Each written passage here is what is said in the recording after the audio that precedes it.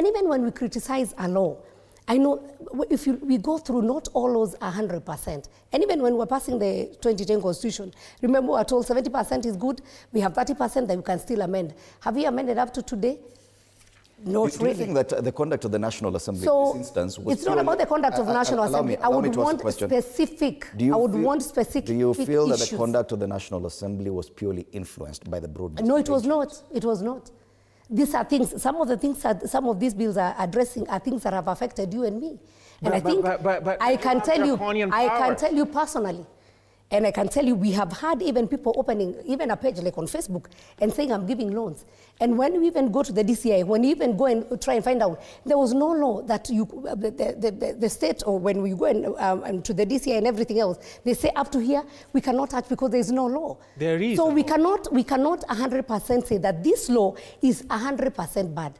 What Wakili should do, and because there was that public participation, did he, when this law was advertised, did he give his opinion also? Because it's not just about members of parliament are very few, but what opinion did you give when these laws were published? Okay. And this were these opinions taken by the committee, or were they ignored? That's where we start from. Because we may be excusing an even bigger chunk of people who should have been involved, because the legislative process is very elaborate and includes even public participation. How come, even as Kenyans, because this has been challenged in court, we are waiting till the tail end of the process, after the president has assented to the bill, for there to be hue and cry about something that has gone through a very elaborate legislative process? Public participation in this country. We had public participation. Now, allow me to use this example of the digital health laws. The digital health laws underwent public participation. The NHIF went and showed up in that health committee. I have the report. It's in the public domain. The NHIF said that, look, these are the problems that we will encounter if and when this SHA, whatever thing, is implemented. It's playing out. Were those considerations ever taken into account? They were not. And you, as the Kenyan person, every single day, there's a directive, there is a public advertisement. Mm-hmm. Oh, you can gain access to a copy of this law at www.blah, blah, blah, blah. How many Kenyans have that access to that website? How many Kenyans have that time?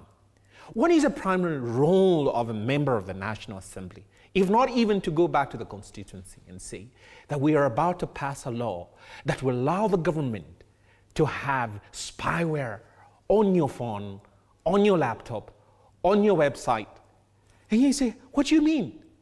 They redefined Section 2 of that Computer Misuse and Cybercrime Act in the National Assembly to say and to mean access includes the government, this committee called the Computer Misuse and Cybercrime Committee, to access your gadget, load whatever software that is, and disable it.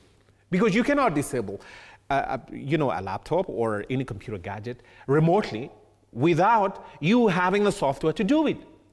So I say, you can tell the Kenyan people, you had the opportunity to do it, but you didn't do it as much as you want. But the primary duty and responsibility of a member of the National Assembly is to scrutinize that bill. You're getting paid, for heaven's sake, close to $1 million or over $1 million. But Wakili, we must agree that even the general public, because ignorance is no excuse in this. Yes. Yes. And we have professional bodies which will be affected directly by some of these provisions. The Union of Journalists, for example, the Law Society of Kenya, for example. How come this is only coming out and people heading to court after the president has assented to it? How come the conversation was not as robust about challenging some of the provisions of these bills, which were public, during that legislative process? Why wait until it becomes law? Three things. Number one, Kenyans are preoccupied with the hustle, the deliberate. You want to earn your honest living in these harsh economic times. So really, how many Kenyans will even gain access by a newspaper, for instance? I'm talking about the professionals, professional bodies, for example, that have always been quite vocal in some of the... If it was about business, KEPSA and the rest would be very interested in this. KEPSA, for example, if it was to do with private business. Even with the Cybercrimes Act, there are professional bodies that are involved. How come the conversation was not as robust? Their spaces have thinned out. Their spaces have thinned out. It's not like before. And I don't know why there is this fixation And I see it now sort of, playing out in what we are seeing at this amendment of digitalization, digitalism. This idea that the essence of life, the human 2.0 is where we should be getting, the transhumanism, where you need to augment yourself with digitalism, is what has led to the individual Kenyan going to their, phone, and a message that would have ordinarily been communicated through a memo, for instance, is now going to the spam side of their mail, so they don't have access to it. Were they informed? Were they alerted? Yes. But were they informed? No. So you can have this idea that, there is mass communication, we're informing the people, we alerted the people, we told them, but how many radio announcements? Note, right now, between the hours of 6 a.m. and 8 a.m., Kenyans are in traffic. But isn't that the best medium for you to communicate to them? So the media failed in informing. The media failed, that's what I'm saying. The media failed, and the professional bodies failed. And what do we have? The main players failed the Kenyan people. They who were vocal in terms of saying that, well, did they hold press conferences? A press conference, you can call the president, and say that, look, I'm announcing to the Kenyan people, we are in stark danger of our freedoms being constricted and us even facing a draconian exercise of that power. That failure is inexcusable, in my humble view. Because when you hear voices coming from an individual, so and so, oh, they're branded, oh, that's an activist. I'm not an activist, for instance. I have always said that I'm a Kenyan here by right. I ought to speak that which, impacts upon me and the people that I live with or practice law with, because we have to speak out against this constricted, and it's gradual. Okay. It is like, the frog in hot water.